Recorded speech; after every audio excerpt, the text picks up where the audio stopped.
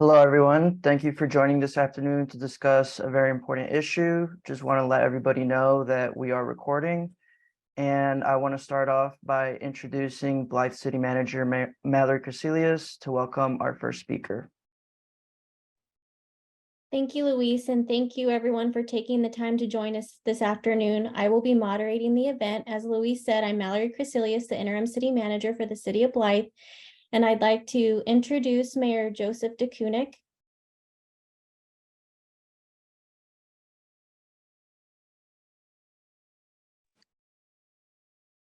You guys can hear me now? Can you hear me? Yes, we can. Yes. Okay, thank you. When I push the button, something will happen. That's usually my luck. So, okay, good afternoon and welcome.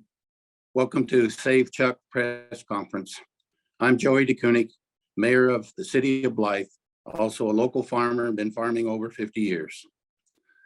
In December, we learned through a press release issued by CDCR that the state planned to close Chuckawalla Valley State Prison, located in Blythe, by March 2025. The city of Blythe and the Save Chuck Coalition believes closing Chuckawalla is a poor decision. And we are actively working with state elected officials and the administration to express our concerns and to demonstrate the error of this decision. We believe the physical benefits and the political reality will demonstrate that keeping Chuckawalla open and sheltering an older, more costly prison is the smart move for the state and our taxpayers.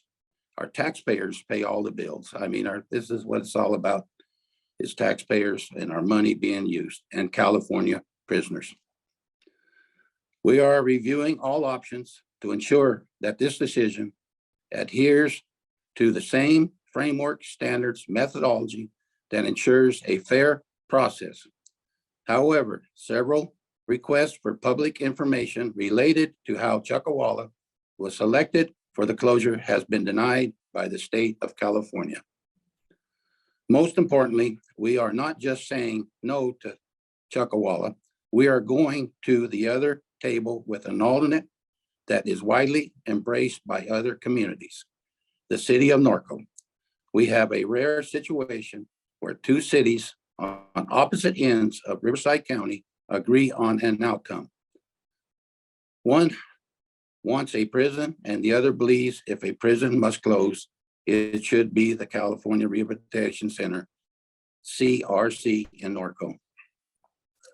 The end result in millions of dollars saved by the state and bettering us for infrastructure, as well as doing irreparable damage to the Blythe economy and social institutions such as our schools, healthcare centers, college, and the citizens of Blythe. One of the things, for example, is that the CRC prison in Norco is more to operate per capita basis and needs 640 million more in infrastructure to invest than in Chuckawalla and Blythe. Chuckawalla is the second largest employer in the city with 850 employees. These employees include teachers, doctors, nurses, secretaries, maintenance workers, and anybody blue plus correctional officers. Many of these employees live in Blythe and support the local economy. Blythe is a rural community. Unlike Norco, these jobs cannot be absorbed by other businesses or institutional locally. The closure will force these employees to relocate, causing a ripple effect across every aspect of our community and economy. Inmate families will have to make Blythe, inmate families who have made their home in Blythe also be impacted by closure and could be forced to move when their family members relocate to another prison facility. The cost of living in Blythe is very low with a minimum home price of about 200,000 versus Norco's 775,000. In light of California housing prices, the California could face housing challenges, insensitivity, financial burdens related to more expensive area of the state.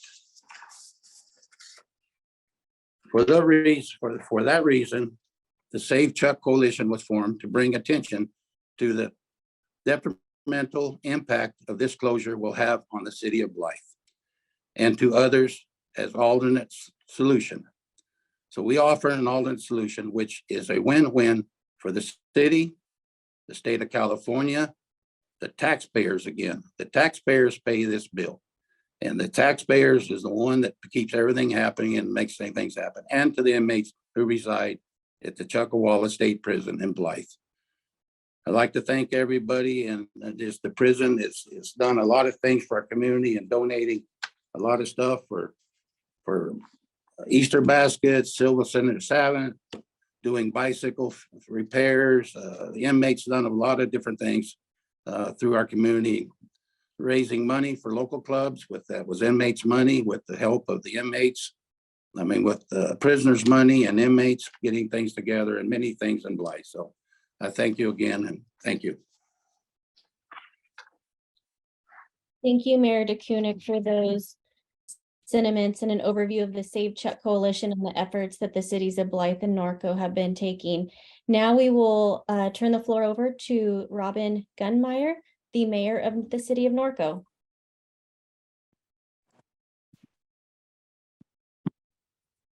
Good afternoon, everyone. It's my pleasure to be here to speak on behalf of Norco. We're here to say that we need to do what's best for our region, and collectively as Riverside County, we've had some collaboration through the Cal Cities, and it's been our pleasure to work with Blythe on this particular topic. When we talk about potential closures, if the state does indeed need to close a prison, it would be our preference that the CRC and Norco close and we let Blythe prison stay open. Norco has a more diverse economy than Blythe, and we would be able to withstand a potential closure of the CRC better than our neighbors in Blythe. With a projected state deficit, we want the state to be fiscally responsible. The mayor just spoke about the costs associated with Blythe versus the costs associated with CRC and Norco, and keeping Blythe open would certainly be a more fiscally responsible decision for our state government. The fact of the matter is the CRC location was never intended to be a prison in the first place. And for those reasons, we stand with our elected partners in Blythe in their decision to advocate for Blythe staying open and the closure of the CRC in Norco. Thank you. Thank you, Mayor Gunmeyer. In keeping with the theme of regional impacts from this closure, we will move now to Linda Molina, the first Vice President of the Riverside County Division of League of California Cities and fellow council member on the city of Calamasa. Thank you and good afternoon. And thank you for the opportunity to for our Riverside County Division of Cal Cities to show full support for our two cities, our two member cities. We want all of our cities to thrive and believe that the arguments in this case are good ones. And we have 27 member cities in Riverside County, and we want to show that our Riverside Division fully supports our fellow cities and our constituents in Norco and Blythe. And I stand ready to answer any questions, but our division is fully supportive of this movement. Thank you so much for the ability to speak. Thanks. Thank you, Councilmember Molina. Next, we will hear from Tracy Kern, the Superintendent of the Palo Verde Unified School District. Hello, everyone. My name is Tracy Kern. I'm the Superintendent of Palo Verde Unified School District here in Blythe, California. This is my 6th year living in this beautiful desert with the Colorado River running through it. So Blythe is a wonderful, tight-knit agricultural community in the Colorado Desert, and I'm very honored to be part of this community. So our school district serves approximately 2,800 students. and their families, as well as employing almost 400 staff members. The nearest California school district is over an hour away from Blythe, so our school district serves as an important hub for the Blythe community. We are part of Riverside County. However, the Riverside County Office of Education is almost a 3-hour drive and 170 miles away. So Chuckawalla Valley State Prison in Blythe is 20 miles west of our city center and is part of a complex fabric that supports our city and our school district. The closure of Chuckawalla, which staffs approximately 750 employees, will have a significant impact on our small town and our school district. Chuckawalla is woven tightly with the city, with our school, and we are truly interdependent upon all agencies and employers within our community. The closure of this correctional facility will have significant impacts. It will be difficult for Blythe to recover and our school district to adjust. Palo Verde Unified School District has the potential to lose many of our students in a very short period of time due to the recent announcement of the closure. This gives us little time to adjust and try to plan accordingly to allow us to buffer the impacts for our students, our staff, and our community, causing instability. So the short planning period makes it difficult for our district, and the possible sharp decline in student enrollment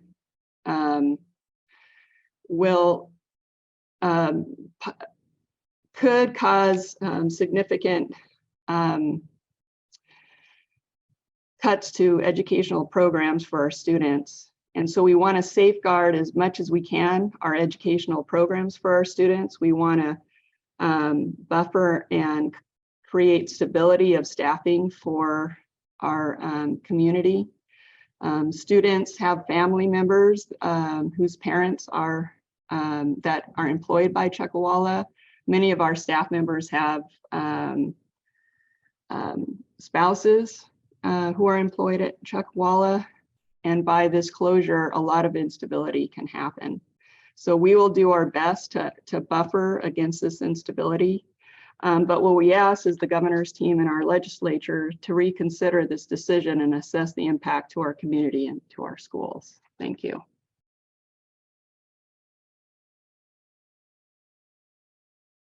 Thank you, Superintendent Kern. Next, we have Emmanuel Martinez, the Senior Program Manager for the Coachella Valley Association of Governments. All right, thank you, Mallory. Good afternoon, everybody. Emmanuel Martinez with the Coachella Valley Association of Governments.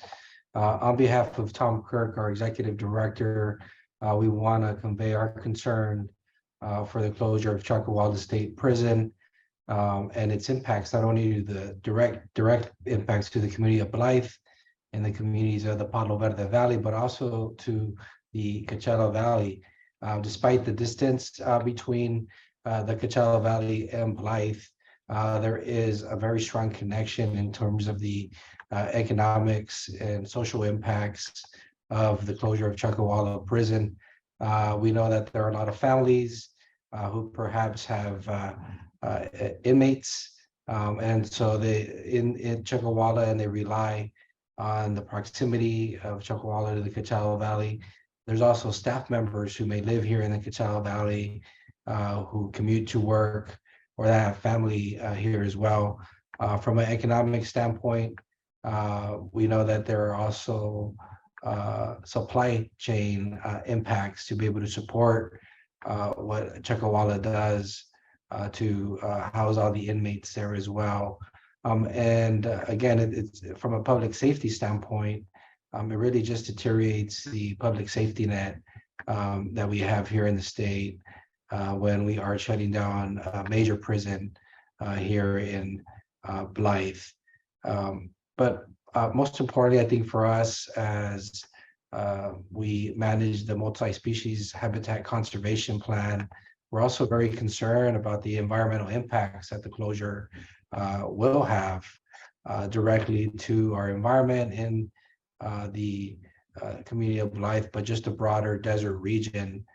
When we have closures of this type and abandoned buildings, it really decreases and deteriorates the environmental sustainability of the prison, and it is much more preferred, and we know we will achieve multiple benefits when that prison is fully staffed, it's operational, and we have protections from the outside when there's people there that are manning that prison and ensuring that from an environmental standpoint that there are no issues.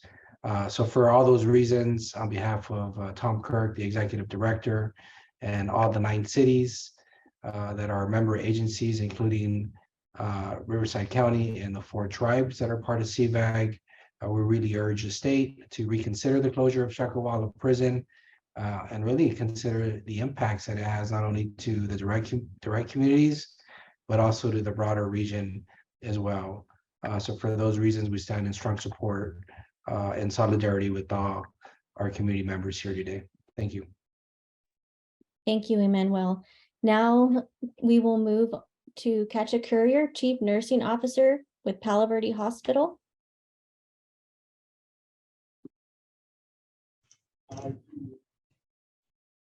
Hi, good afternoon. This is Kat Courier. I'm the CNO at Palo Verde Hospital. I'm actually going to leave it to Sandy to kind of give us a little overview of what's going to happen with the hospital if the Chuckawalla Valley State Prison closes. Thank you.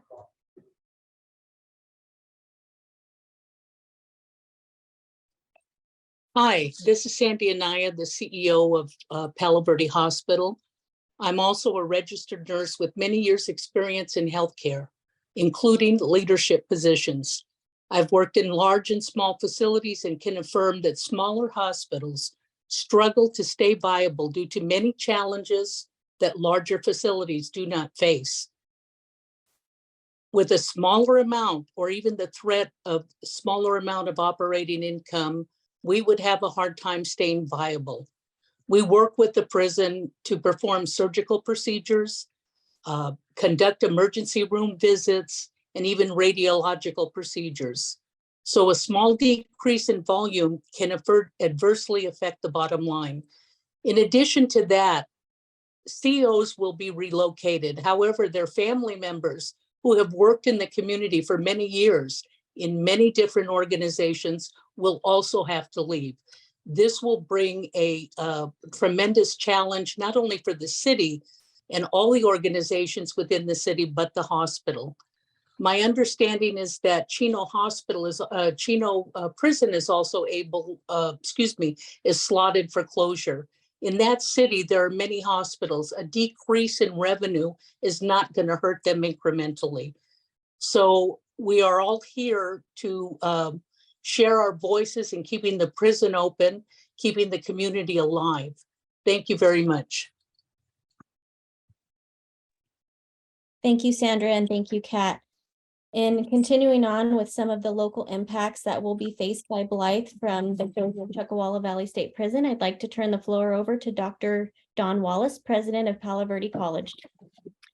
Thank you, Mallory. In addition to everything that's been said, which we could echo, the immediate impacts to the college would be a loss of enrollment. And we've already seen some of those. Some of our students have already been transferred to other institutions. Chuckawalla Valley State Prison represents about 10% of our entire funded enrollment. That's about almost $2 million impact to our general fund budget eventually when that entire cohort of students is gone. But more important than that is the impact that it creates for the students and their families. This is going to be very disruptive to the students' educational plans. The state of California and CDCR has coined our students, all of the students in the state, as rising scholars, which rightfully puts a value on what we're doing for the students at these prisons. The relocation is chaotic. I'm understanding that the few that have already been transferred, some of them have not been able to bring their personal effects with them, and that would include their educational materials. When they get to their new institution, they might or might not be able to continue their education depending on what the status of education is in those individual institutions, whether there's a college provider servicing those institutions or not. Like I say, we've already seen this disruption in a couple of students. The state of California has placed a value on education for everyone.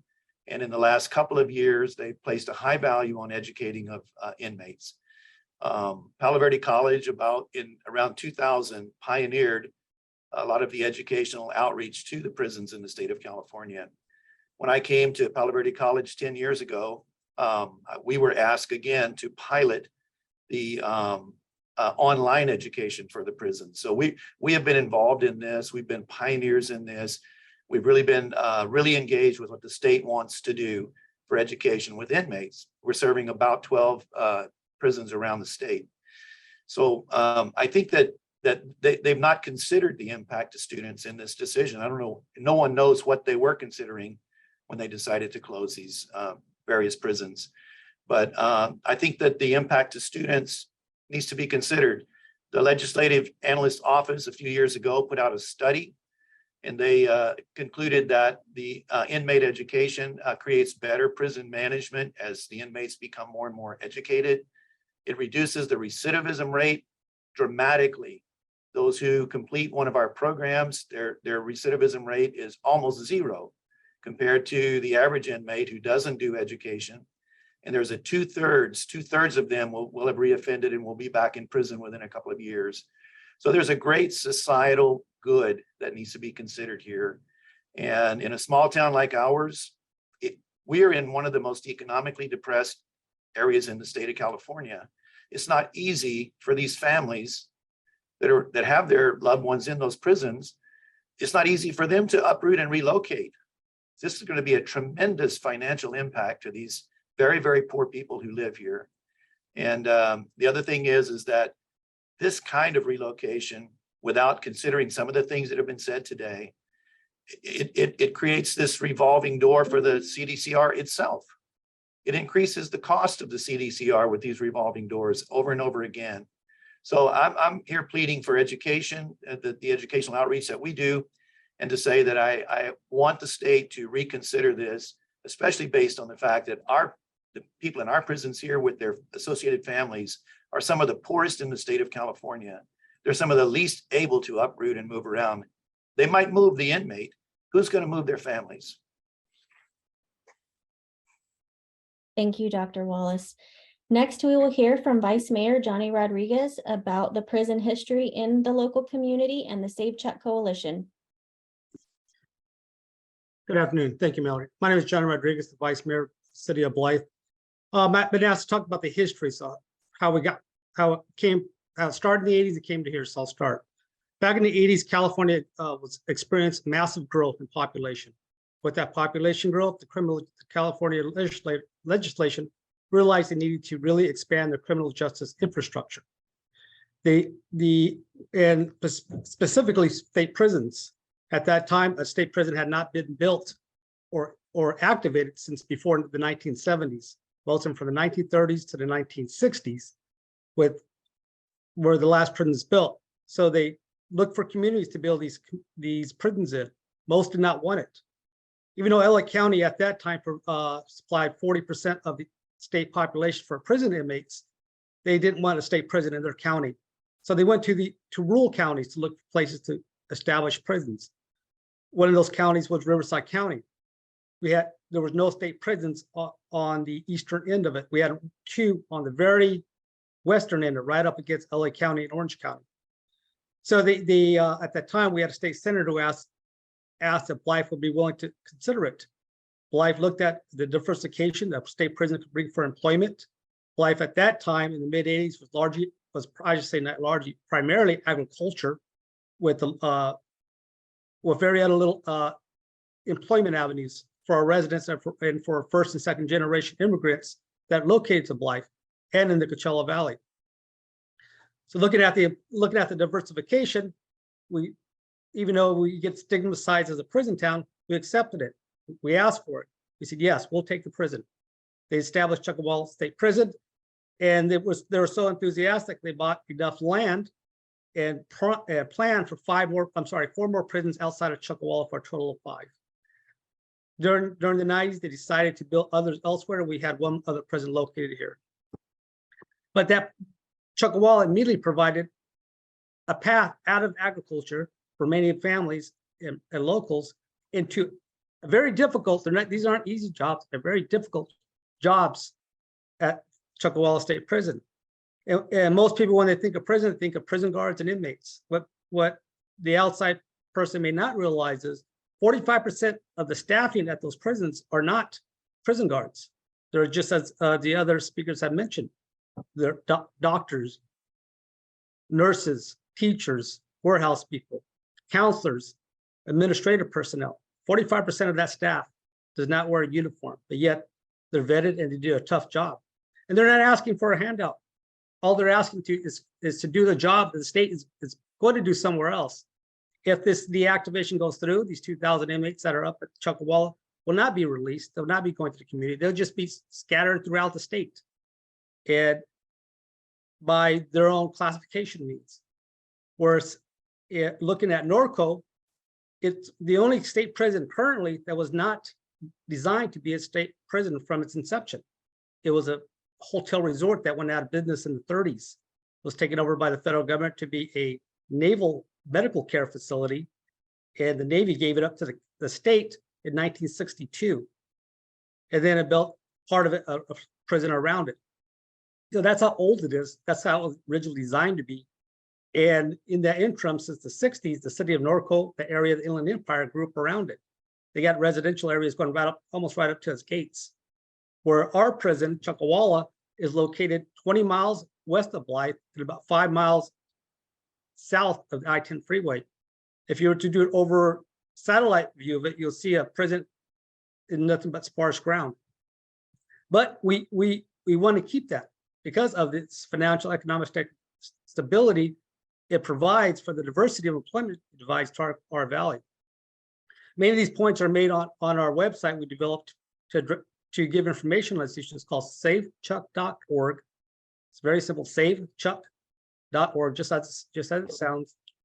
So we're asking our legislators if they would just take the time to look at this thing, just on its face value. You can't believe the hundreds of millions of dollars in difference from the capital expenditures that was mentioned to the ongoing operation costs of a minimum of $20 million a year, just to take care of the same 2,000 inmates. So it's we gladly accept that responsibility. We want to continue with that responsibility and support the state of California.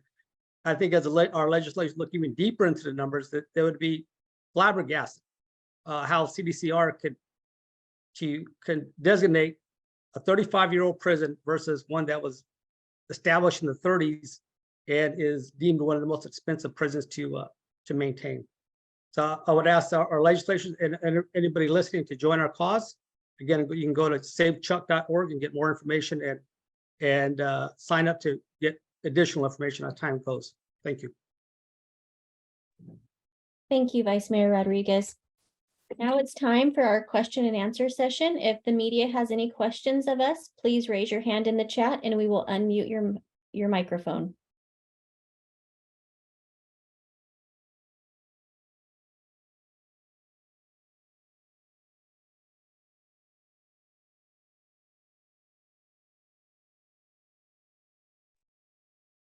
While we're waiting to see if there's any questions, again, I'd like to thank everybody who took the time this afternoon to join this press event. If you have more questions or would like more information, please visit the savechuck.org website, or you can also visit there to sign up for this coalition.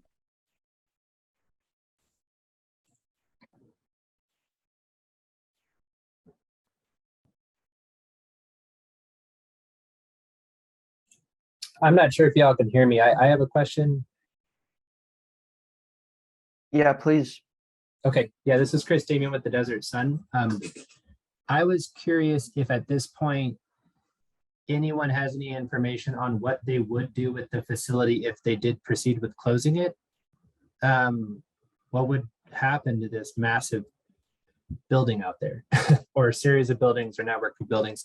I think part of the problem I think us in the media are going to run into is we don't actually have access to this facility. CDCR won't let us in or to see it. So we're not completely aware of what the facility is, how big it is, in what's going to happen to it, sort of what the alternatives are. So maybe I'll just leave it as a simple question. Does anybody know what could happen to it if they proceed with decommissioning? Yes, from what we understand from the state, it will take about a year or two to be transferred to the State Department of General Services, where they will surplus it, which will take another couple of years. So we understand that a small crew will remain on at Chuckawalla just to do ground maintenance for at least the next 5 years after it's closed. From there, we're really not sure what the prison could be repurposed as it is built 20 miles literally in the middle of nowhere next to another prison. So because of that, there's security issues that limit what that prison could be repurposed into. So we're very concerned that it's going to be abandoned and left to deteriorate in the desert. We are working with our other elected federal officials to see if there are any other avenues or repurposes for that facility that could replace the jobs that are going to be lost by the closure of Chuckawalla. But as of now, I don't believe the state has any long-term plans for that facility.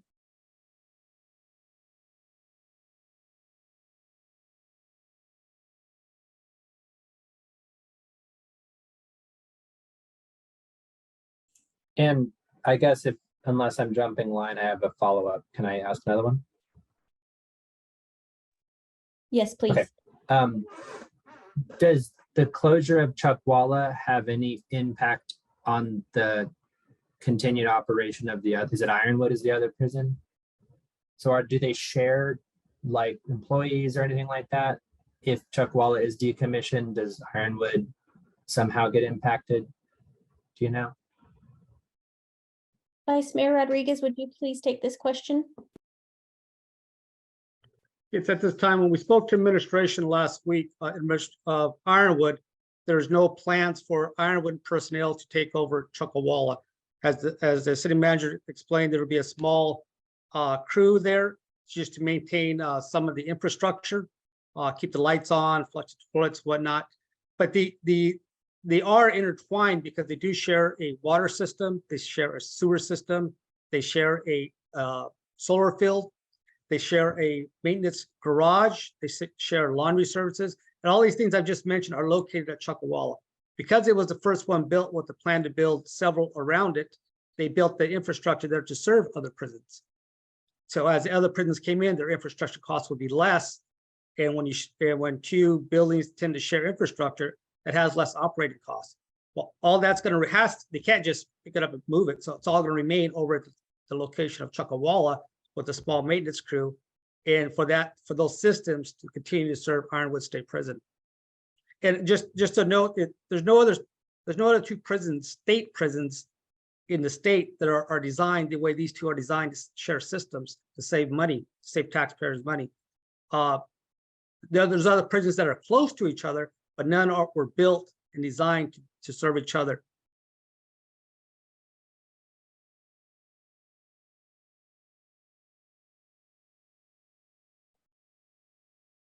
Did that answer your question, Chris?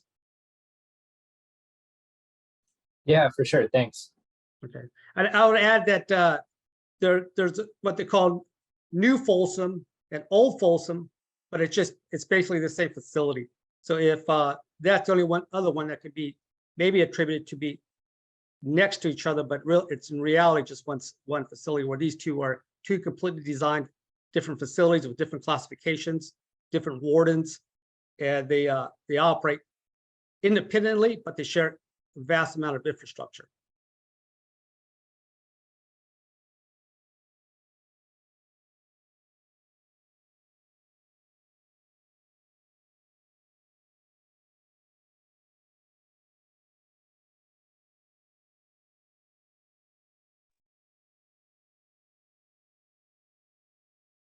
That looks like all of the questions that we have, unless you'd like to ask anything else, Chris.